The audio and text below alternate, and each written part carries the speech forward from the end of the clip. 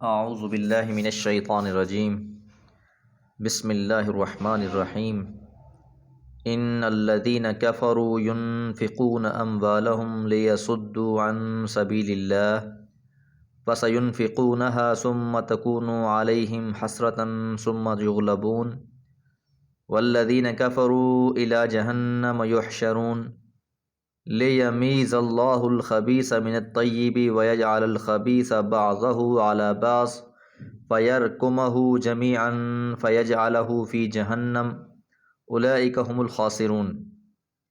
سورۃ الانفال آیت نمبر 36 اور 37۔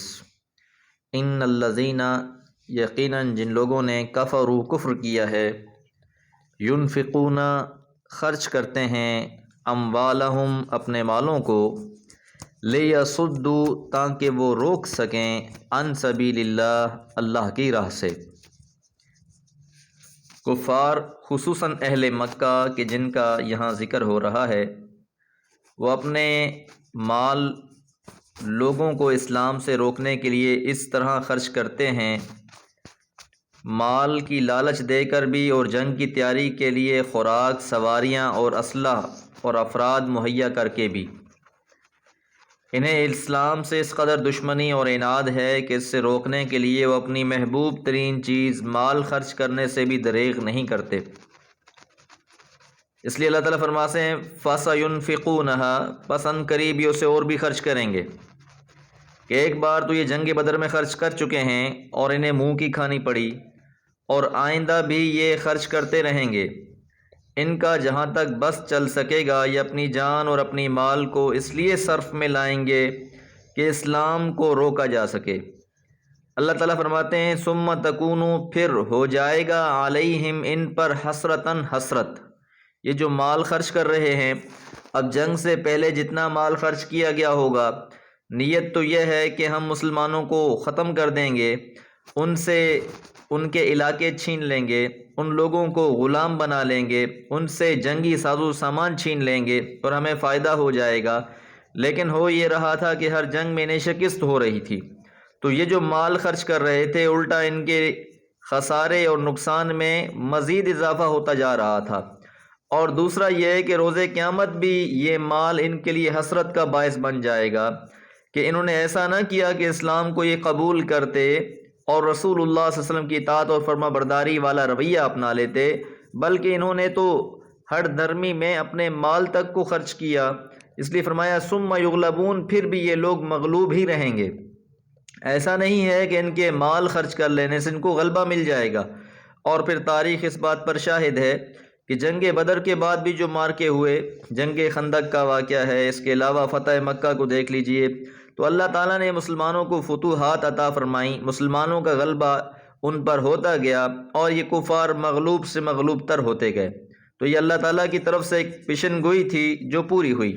والذین کفروا، اور وہ لوگ جنہوں نے کفر کیا، الی جہنم، جہنم کی طرف، یحشرون، جمع کر دیے جائیں گے، ہانک دیے جائیں گے۔ تو اب روز قیامت دنیا میں تو ان کا ویسے ہی ٹھکانہ خراب ہو گیا، جو ان کی آرزوئیں اور تمنائیں تھی وہ پوری نہیں ہوئی، اور آخرت میں بھی ان کے ساتھ کچھ اچھا نہیں ہونے لگا، بلکہ ان لوگوں کو اکٹھا کر کے جہنم میں ہانک کر پھینک دیا جائے گا۔ تو یہ اس سے بھی بڑھ کر حسرت والا موقع ہوگا۔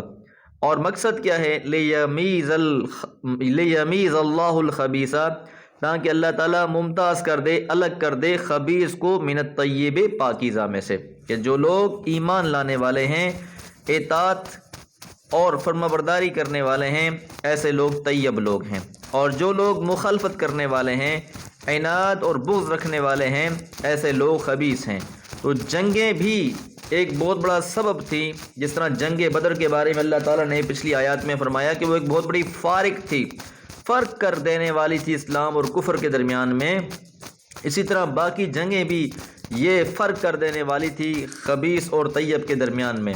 اور دوسری بات یہ ہے کہ اللہ تعالیٰ بھی یہ چاہتا ہے کہ جو مومن اور مسلمان ہیں ان کی علیحدہ جماعت ہو جائے، اور جو کافر ہیں ان کی علیحدہ جماعت بن جائے۔ وَيَجْعَلَ الْخَبِيثَ بَعْضَهُ عَلَى بَعْضٍ، اور اللہ تعالیٰ ڈال دے گا بعض خبیثوں کو بعض پر، فَيَرْكُمَهُ جَمِيعًا، پھر وہ سب کے سب ڈھیر لگ جائیں گے، یعنی سب کے سب اکٹھے ہو جائیں گے، فَيَجْعَلَهُ فِي جَهَنَّمَ، اور پھر اللہ تعالیٰ انہیں جہنم میں پھینک دے گا۔ تو بہرحال کفار جتنے بھی ہیں یہ سب بھی اکٹھے ہو جائیں گے اور انہیں اکٹھا ہی ہانک کر جہنم میں پھینک دیا جائے گا، اور جو اہل ایمان ہیں انہوں نے رسول اللہ صلی اللہ علیہ وسلم کے ساتھ اکٹھی ایک جماعت بنائی، وہ رسول اللہ صلی اللہ علیہ وسلم کے ساتھ ہی جنت میں جانے والے ہوں گے۔ اور ان کے بارے میں فرمایا جا رہا ہے اولئک، یہ جو کافر لوگ ہیں ان کے بارے میں، اولئک یہ وہ لوگ ہیں، ہم الخاسرون یہی خسارے والے ہیں، کہ حقیقی خسارہ ان لوگوں کا ہی ہے کہ دنیا میں بھی ان کے لیے خسارہ ہے اور آخرت میں بھی ان کے لیے خسارہ ہوگا۔ اللہ تعالیٰ ہر قسم کے خسارے سے بچنے کی توفیق عطا فرمائے، چاہے وہ دنیا کا ہے چاہے وہ آخرت کا۔ وما علیہ الا البلاغ۔